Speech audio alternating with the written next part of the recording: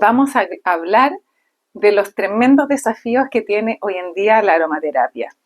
Gracias a el gurú del momento, mi gurú que se llama Salvatore Battaglia. Yo he estudiado con él estos últimos años. Miren qué libro más maravilloso. Así como en su momento con Patricia Davis estudié la aromaterapia de la A a la Z. Esta guía completa de la aromaterapia, volumen 1 de Salvatore Battaglia, es como de la A a la Z todo lo que tienes que conocer sobre aromaterapia. Y lo mejor de todo, y es el desafío que tiene la aromaterapia hoy en día, que tiene todo el respaldo científico para cada una de las afirmaciones que aparecen de usos, de protocolos, y no se dan recetas, porque generalmente las personas buscan recetas de aromaterapia. Y en estos años he aprendido que no hay recetas únicas para las personas, sino que se elaboran diferentes aceites dependiendo de las características de la persona. O sea, se elabora un preparado aromático. Y justamente ahí es donde está el principal desafío de la aromaterapia hoy en día.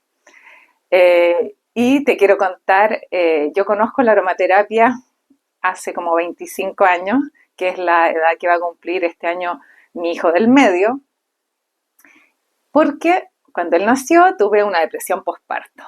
Y como estaba con todos los síntomas, estaba con mi bebé recién nacido, yo vivía en ese momento en México, y fui a un médico holístico, cosa de que aquí en Chile jamás yo lo había escuchado.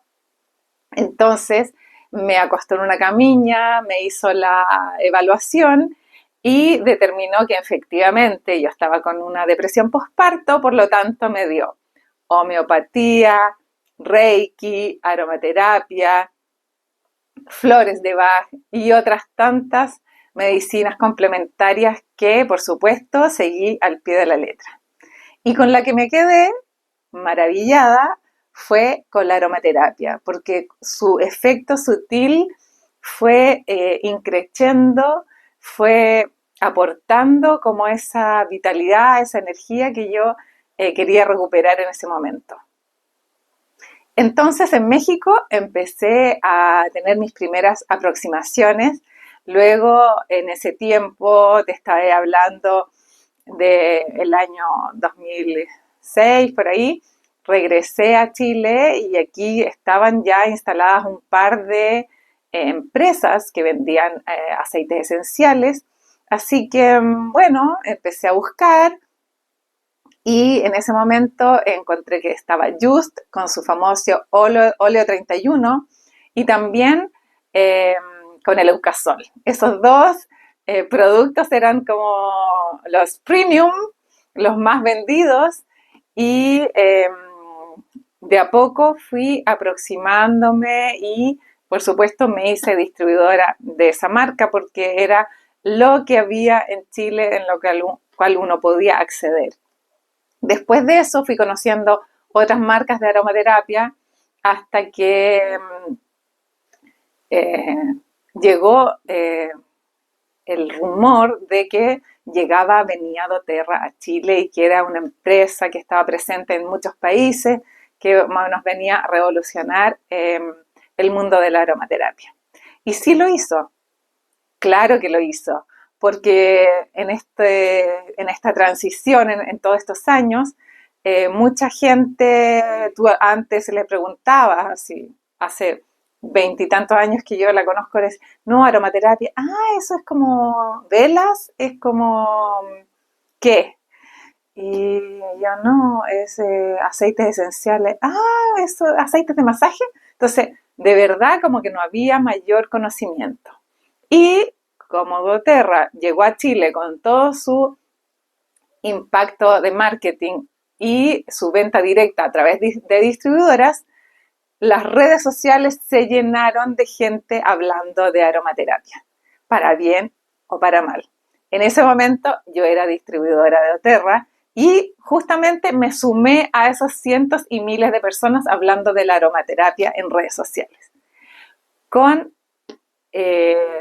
la salvedad de que siempre yo fui muy cauta de el uso oral. La verdad que en lo que yo había estudiado, en el 2020 yo hice mi primer diplomado en aromaterapia científica y energética, y ahí yo ya empecé a detectar de que los aceites esenciales eran efectivamente unas sustancias muy complejas, unos extractos muy puros y que no estaban tan súper requete estudiados como para uno decir, ok, úsalo de forma interna, tómate 2 gotitas en tu agua. Eso me empezó a causar ruido. Y bueno, efectivamente, en el 2023 empecé a estudiar en mayor profundidad eh, aromaterapia holística, y ahí confirmé de que la indicación oral efectivamente no estaba indicada a menos de que uno tuviera los estudios científicos y de entender la complejidad química que tiene cada uno de los aceites esenciales. Entonces ahí llegó Salvatore Battaglia con esta tremenda publicación y todos sus aportes, grandes aportes a la aromaterapia en el mundo, porque efectivamente él está dentro de los 10 aromaterapeutas más influyentes, porque se ha dedicado a difundir, a estudiar y a promover el uso de la aromaterapia en cuerpo, mente y espíritu de una forma muy ética. ¿Qué quiere decir esto? Que, por ejemplo, él no recomienda el uso interno, ¿ya? Entonces, en ese momento fue que yo dije, hoy no, en realidad, doTERRA, no, o sea, y les voy a ser súper sincera, yo borré todas las recomendaciones que yo hacía. Siempre yo decía que había que consultar a una persona especialista para el uso interno. Pero después dije, quizás la gente no va a entender de que haz la pregunta del uso oral a la persona especializada. Entonces dije, no, de plano no vamos a recomendar nada que sea de uso interno. Por lo tanto, eliminé todos los videos en que yo indicaba que habían 3 formas de uso de la aromaterapia, que era aromática, es decir, en el aire, tópica en la piel, y la tercera en forma interna. Entonces, esa tercera forma de uso yo ya la eliminé de esas publicaciones. Y bueno, después vino la controversia, la gran controversia, una de ellas justamente con todas las personas que entraban a doTERRA para ser distribuidores, donde no tenían la formación, donde no tenían los estudios necesarios y repetían como las indicaciones que los líderes de doTERRA hacían. Ahora, la inspiración para hacer este capítulo, el primer capítulo justamente, fue esto que me viene dando vuelta hace mucho rato, que efectivamente es el desafío de la aromaterapia este año y los próximos, es justamente encontrar la evidencia científica o no solamente encontrar los estudios indicados, sino que explicarlos de buena forma y entender que no todos los estudios efectivamente son validados científicamente. Y el mismo Salvatore tiene una masterclass donde nos enseña todo el checklist que uno debe de hacer en un estudio para sacar nuestras propias conclusiones. Entonces, el bichito que me picó justamente para comenzar esta serie de podcast sobre aromaterapia fue en redes sociales, en una convención en el extranjero, uno de los promotores de esta empresa empezó a decir que ellos tenían estudios que validaban que la ingesta de 3 gotas de aceite esencial de incienso de su marca habían mejorado el bienestar de las personas en cuanto a bajar los niveles de estrés, en cuanto a estar más calmados y enfrentar los desafíos de la vida diaria. Entonces, a mí me encantaría, si es que alguno de ustedes me pudiera conseguir ese estudio, porque yo hice una búsqueda rápida y no lo encontré, porque efectivamente, si ese estudio lo mandó a hacer la compañía, ¿qué creen ustedes que iba a hacer las conclusiones del estudio? Y respecto del incienso, también les quiero comentar que hace un tiempo atrás también circuló en redes sociales de que el aceite esencial de incienso ayudaba al cáncer. Entonces, mucha gente me empezó a preguntar, oye, ¿en serio? ¿Cómo me lo tengo que poner? ¿Cómo tengo que aplicarlo? Así que yo empecé a estudiar y justamente el titular de los estudios decía, se comprueba que el aceite de incienso sirve para, ¿cómo se llama? Que las células cancerígenas no se sigan reproduciendo.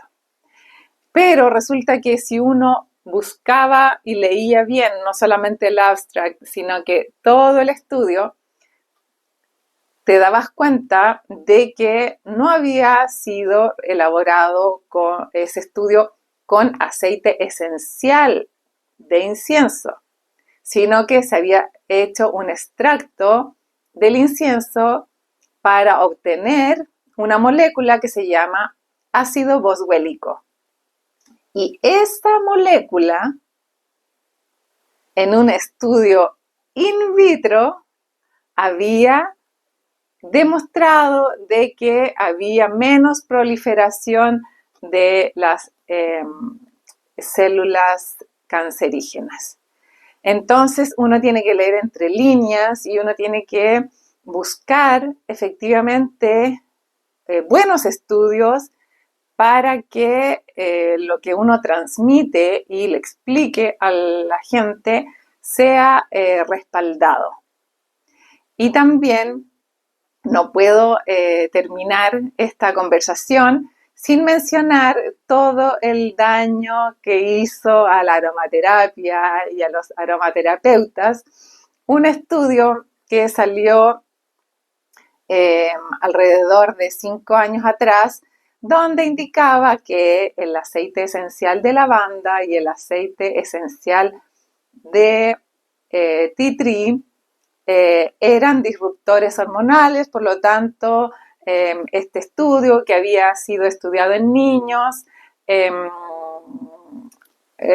había sido aplicado en niños, demostraba que sí habían alteraciones. Bueno, ese estudio fue totalmente invalidado a la hora de hacerle el checklist porque la muestra era muy pequeña, porque no había un grupo de control y porque tampoco se había indicado con precisión cuáles eran las dosis aplicadas, con qué frecuencia y de qué forma. Entonces, tiempo después apareció un nuevo estudio rebatiendo el anterior, indicando que la lavanda no tenía ningún efecto sobre el sistema endocrino. Entonces, hasta el día de hoy, tenemos que explicarle a las personas que la lavanda sí es un aceite esencial que puede ser usado en niños sin ningún problema, obviamente con las dosificaciones adecuadas, etcétera, etcétera. Entonces,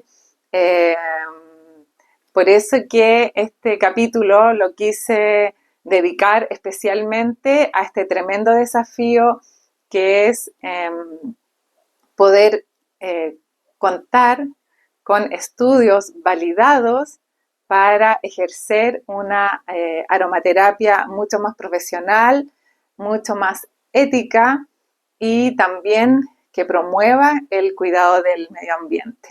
Porque imagínate después de esta publicación viral que te dice que el aceite esencial de incienso mejora tus condiciones de estrés y tu relajo y qué sé yo, si tú lo consumes, ¿cuántas personas en el mundo van a ir corriendo a comprar el frasquito que esta empresa les ofrece? Que es uno de los más caros, por cierto, que los de los que ofrece esta empresa.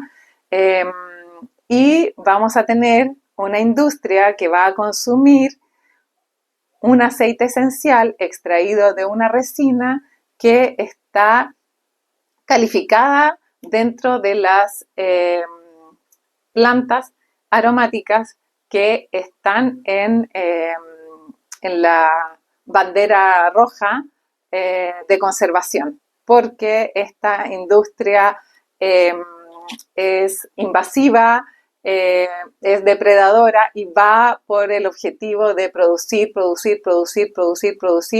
porque sus efectos de marketing porque hacen efecto, digamos, sus acciones de marketing y porque hay millones de distribuidores alrededor del mundo repitiendo lo que sus líderes dicen sin cuestionar y sin pedir los estudios correspondientes y sin validar el estudio científico que efectivamente nos pueda indicar cuál es la molécula, cuál es la dosificación, cuál fue la muestra y una serie de indicadores que nosotros tenemos que chequear antes de hacer una afirmación de ese tipo. Bueno, y con estas últimas palabras me despido de este primer capítulo, dándole muchas gracias por escuchar hasta el final y agradeciendo el compartir, el poner dedito para arriba, que me ayuden también a crear algún nombre, porque por el momento se llama Efecto Local 2. Un abrazo y nos vemos el próximo capítulo.